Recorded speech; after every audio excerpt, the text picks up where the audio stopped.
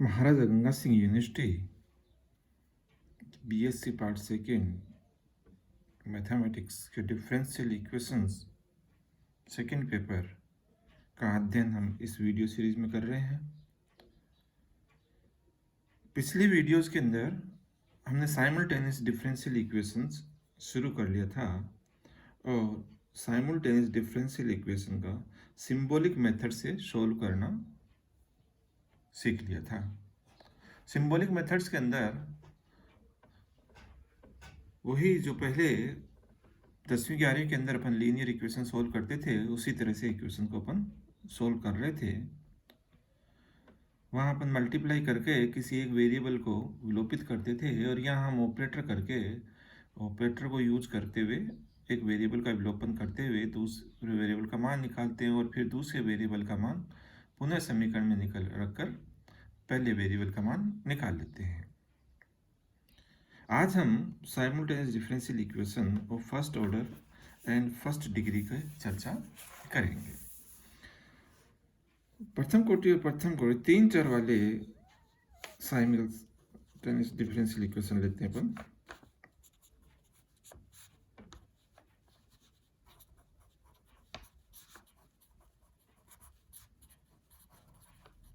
समीकरण की चर्चा अपन करते हैं। तो ये समीकरण कुछ इस तरह के से होंगे। P1 dx plus Q1 d of y plus R1 d of z is equal to 0। दूसरी समीकरण होगी P2 dx plus Q2 dy plus R2 of dz is equal to 0। तो ये समीकरण दो समीकरण एक साथ दिए होंगे। इनको हम साइमल्टेनियस या युगपत समीकरण बोलते हैं। अपन युगपत समीकरण कहलाती है अपनी। तो यहाँ P1 P2 Q1 Q2 R1 R2 ये जो भी है ये सारे के सारे एक्स वाई जेड के फंक्शन हैं। जहाँ P1 P2 आदि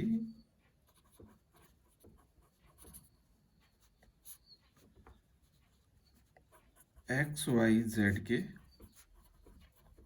फलन होंगे। By cross multiplication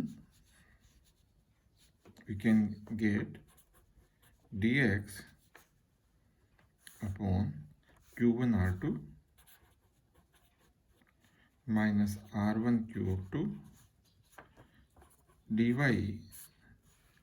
is equal to P2 R1 minus P1 R2 and dz is equal to P1 Q2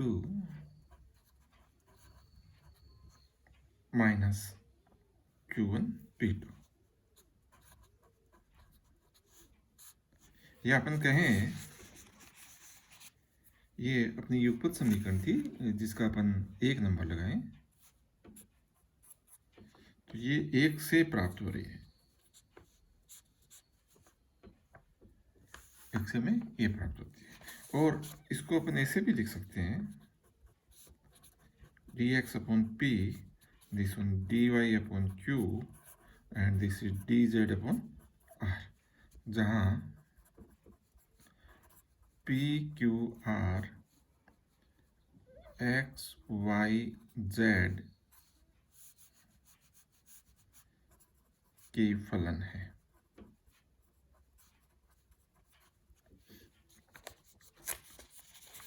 इन समीकरणों को अगर अपन सरल करते हैं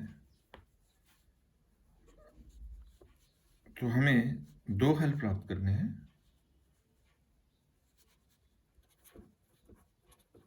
हल कैसे प्राप्त करेंगे इसकी चर्चा अपन आगे प्राप्त करेंगे। इनका हल u x y z is equal to c1 और v x y z is equal to c2 type का हल प्राप्त करेंगे, जहाँ u और v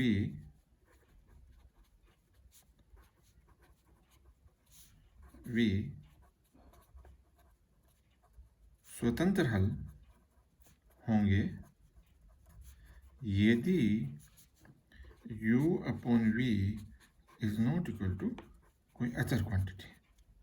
तो उस केस के अंदर ये u और v स्वतंत्र हल होंगे और इनका हल प्राप्त करना अपना उद्देश्य रहेगा। ये अपना उद्देश्य या एम रहेगा, इसको अपन को ध्यान रखना है। तो ये कैसे हल प्राप्त करेंगे इसकी चर्चा करेंगे। पहले हम हमारे डिफरेंशियल इक्वेशन की बात करते हैं कि हमारे पास डिफरेंशियल इक्वेशन थी, ये दो डिफरेंशियल इक्वेशन एक साथ दी हुई थी, p1 dx plus q1 dy r1 dz p2 dx। तो इसको अपन ने क्रॉस मल्टीप्लीकेशन से यहाँ पर इस फॉर्म में ले आए थे बाई क्रॉस मल्टीप्लीकेशन। और क्रॉस मल्टीप्लीकेशन के बाद के अंदर इसको अगर सॉल्व करते हैं तो यहाँ पर दो हल प्राप्त होंगे जो स्वतंत्र हल होने चाहिए, और अगर स्वतंत्र हल तब होंगे जब इनका रेशियो जो है वो एक अचर क्वांटिटी नहीं आए। अब इस समीकरण को थोड़ा सा और देखते हैं, इस समीकरण की चर्चा करते हुए। तो समीकरण की फॉर्मेशन बनी अपने पास dx upon p dy upon q and dz upon r। तो हम जानते हैं कि किसी भी स्पर्श वक्र के बिंदु एक्स वाई जेड पर स्पर्श रेखा के जो डायरेक्शन कोसाइंस होते हैं वो dx dy dz के समानुपाती होते हैं। तो dx dy dz समानुपाती होते हैं यहाँ पर। अतः पी क्यू आर जो है ये वक्र के बिंदु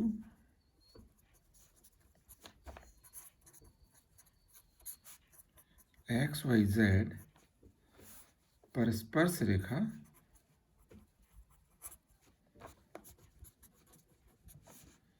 के दिक् कोजा या अपन कहें direction cosine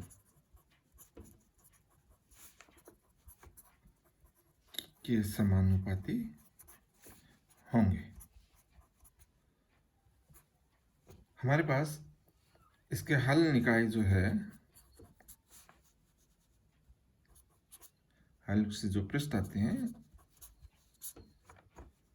u is equal to c1 तथा v is equal to c2 के प्रतिच्छेदन से जो वक्र प्राप्त होगा एक दूसरे के इंटरसेक्शन से, प्रतिच्छेदन वक्र को प्रदर्शित करते हैं।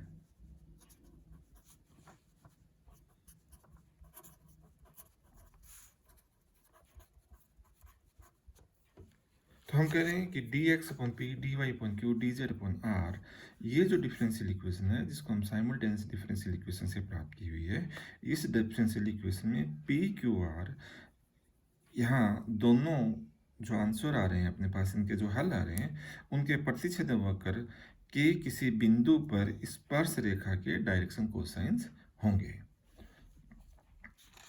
और ये चूंकि c1 और c2 स्वेच्छ अचर हैं, अतः प्रदर्शित वक्रों से द्वारा निकाय डबली इनफाइनाइट होगा, क्योंकि ये इनफाइनाइट नंबर ऑफ कर्व होंगे और उनके प्रतिच्छेदन करने से हमारे पास जो कर्व आते जाएंगे उन कर्वों के किसी बिंदु एक्स वाई जेड पर P Q R direction cosines का या के समानुपाती रहेंगे।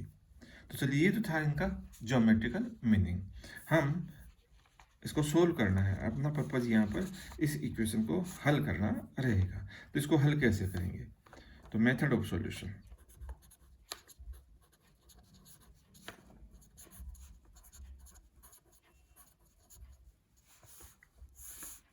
ये अपने लिए इम्पोर्टेंट है। और दूसरा मैं आपको कहूँ कि साइमल्टेनियस डिफरेंशियल इक्वेशन हमारे लिए बहुत ही इम्पोर्टेंट टॉपिक रहेगा। ये पार्शियल डिफरेंशियल इक्वेशन के अंदर खूब काम आएगा, इसलिए इसको आप थोड़ा ध्यान से करना। तो इक्वेशन अपनी इस फॉर्म की है,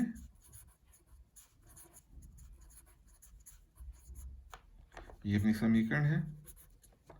और फर्स्ट मेथड के अंदर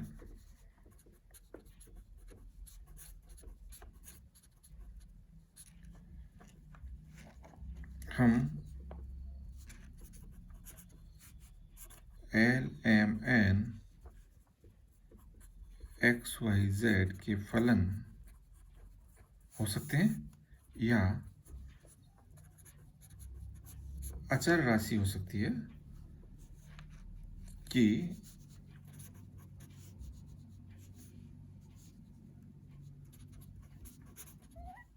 ऐसे एल एम एन को ढूंढ लिया अपन कि d x upon p d Y upon q and d Z upon r is equal to l D x plus M D Y plus N D Z upon l P plus M Q plus n of r प्राप्त हो। और जहाँ पर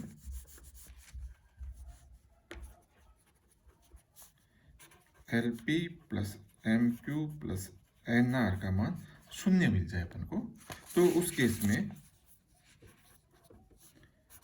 L D x plus M D Y plus N D z बराबर 0, और इसका अपन अगर समाकलन करेंगे या कहें this is nothing but the D you बराबर 0 या यू बराबर C1, तो ये एक हल प्राप्त होगा। हमें तीन राशियां एल एम एन का मान निकालना है कि ये एल एम एन आपके एक्स वाई जेड के फंक्शन हो सकते हैं, ये कांस्टेंट हो सकते हैं, लेकिन इस तरह से लेना है कि l D x plus M D Y plus N D Z upon this one is 0। अगर ये नीचे वाली क्वांटिटी डिनोमिनेटर आपके 0 बन जाती है L P plus M Q plus N R, तो L D x plus M D Y plus N D Z का समाकलन करेंगे, this will be nothing but किसी पर्टिकुलर फंक्शन का डिफरेंशिएशन है ये, और ये कहेंगे यू का डिफरेंशिएशन है, तो you is equal to C1 प्राप्त हो जाएगा। इसी प्रकार दूसरा हल प्राप्त करेंगे। इसी प्रकार दूसरा हल प्राप्त करने के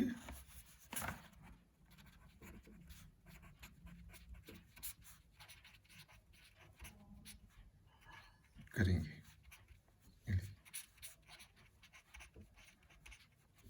जो कि v बराबर C2, ये दूसरा हल अपना रहेगा। ये फर्स्ट मेथड से है। सेकंड मेथड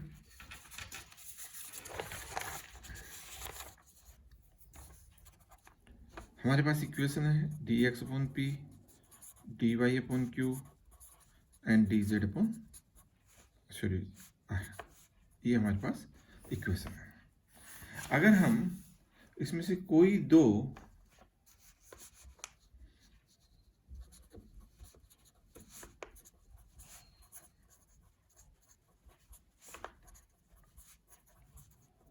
को लेकर समाकलन कर सकते हैं, हल कर सकते हैं, यदि एक चर विलोपित हो जाए।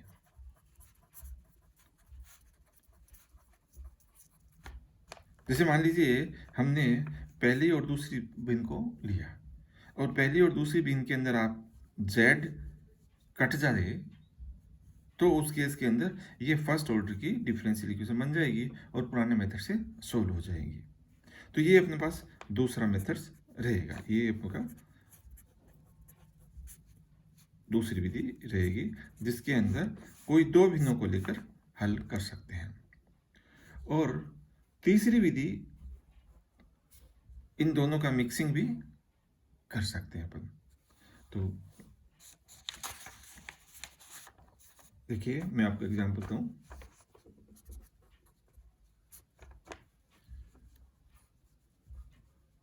A D x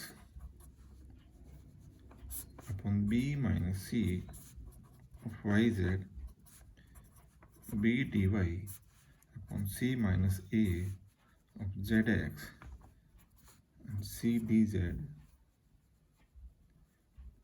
this is alpha d z of a minus b x y. तो यहाँ हम ये देखते हैं कि मैं इसको x से मल्टीप्लाई कर दूँ ऊपर नीचे, इसको y से मल्टीप्लाई कर दूँ और इसको z से मल्टीप्लाई कर दूँ, तो मेरे पास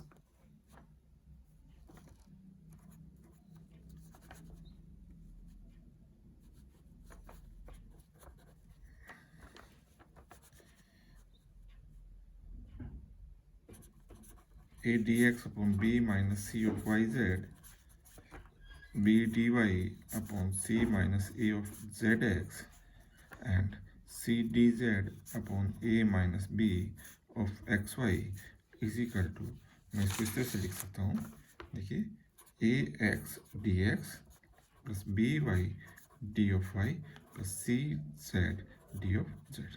तो मैंने एक्स वाई जेड इस तरह से ढूंढ लिए कि इनका अगर मल्टीप्लाई कर दूँ मैं एक्स वाई जेड को नीचे ऊपर से और जोड़ देता हूँ तो नीचे मेरे पास शून्य आ जाएगा। यहाँ एक्स वाई जेड कॉमन आ जाएगा और B minus C plus C minus A plus A minus B आपका जीरो रह जाएगा। तो एक हल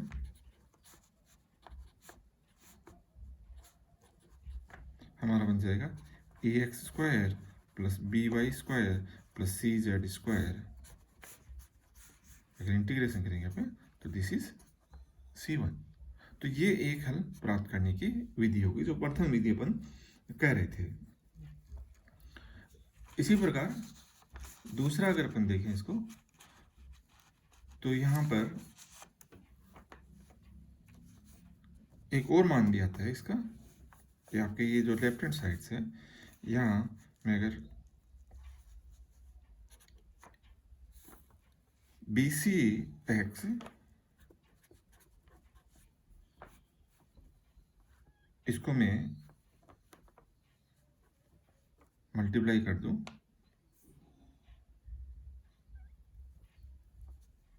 ए सी वाई और इसको मैं मल्टीप्लाई कर दूं A B Z,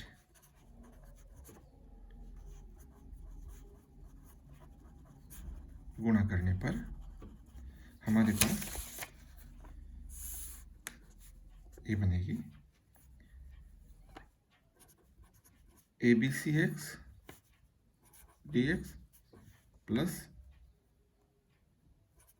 A B C y D Y plus A B C Z D z और नीचे अपने पास वापस जीरो। लेकिन इस बार जो हल प्राप्त होगा वो हल आपका a B C x square by two plus A B C Y square by two plus A B C Z square by two बराबर C2। तो ये हल जो है ये हल इस हल का से स्वतंत्र नहीं है, क्योंकि इसको मैं यदि नाम दूं u बराबर C1 और इसका मैं नाम दूं v बराबर C2 तो यहाँ u अपॉन v अचर राशि आ रही है आपका। दिस इज, एक मिनट दोबारा देखते हैं, यहाँ राशि आई आपके पास A X square plus B Y square plus C Z square और यहाँ A B C x square plus A B C Y square plus A B C Z square. तो आपके पास